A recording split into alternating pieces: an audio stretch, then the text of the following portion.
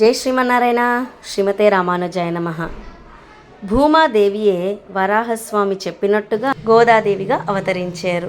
మరి ఈ గోదమ్మ ఎక్కడ అవతరించారు, ఎవరి బిడ్డగా అవతరించారు అంటే మనకి ఆళ్వార్లలో 12 మంది ఆళ్వార్లలో పెరి ఆళ్వార్ విష్ణు చిత్తులు అంటే పుష్ప కైంకర్యం చేస్తూ ఉంటారు పెరుమాళ్ళ కోసం. ఎక్కడ? శ్రీవిల్లిపుత్తూరులో ఆయన ఇంటిలోనే నందనవనాన్ని ఏర్పాటు చేసుకొని ఆ వనాల్లో వచ్చే పుష్పాలతో దండలు కట్టి ఎప్పుడు పుష్ప కైంకర్యం ఎల్లప్పుడూ నారాయణ నామ సంకీర్తనతో చక్కగా పుష్పాలను కడుతూ ఆ పుష్పాలని స్వామికి శ్రీవిల్లిపుత్తూరులో ఉన్న వటపత్ర సాయి పెరుమాళ్ళకి కైంకర్యం చేస్తూ ఉండేవాళ్ళు మన పెరియాళ్వార్లు.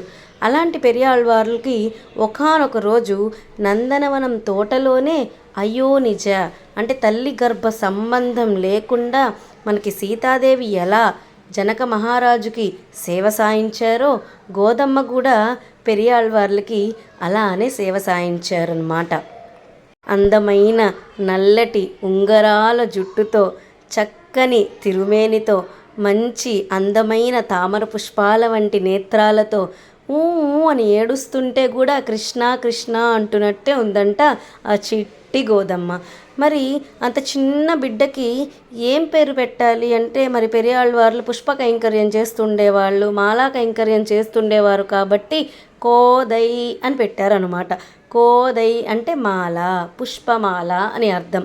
అందుకుగా గోదా అని పేరు వచ్చింది మన సూడికొడత నాచ్యార్కి. ఈ స్వామి శ్రీమన్నారాయణుడు త్రేతాయుగంలో కౌసల్యమ్మ గర్భం నుంచే అవతరించారు. ద్వాపరయుగంలో దేవకీ అమ్మ గర్భం నుంచే కృష్ణయ్య అవతరించారు. కానీ మన తల్లి అలా కాదు. అయో నిజగానే సీతమ్మగా, అయో నిజగానే గోదమ్మగా అవతరించారన్నమాట. అంత అందమైన తల్లి కటాక్షం అంటే తండ్రి కటాక్షం కన్నా కూడా తల్లి కటాక్షం లభిస్తే మన జీవాత్మకు ఉజ్జీవనం. అలా భూదేవియే గోదమ్మగా మనల్ని దిద్దుబాటు చేయడానికిగా పెరియాళ్వార్లకు సేవ సాయించారు. మరిన్ని విశేషాలు ఇంకొక వీడియోలో తెలుసుకుందాం. అడియేన్ రామానుజదాసి. జై శ్రీమన్నారాయణ.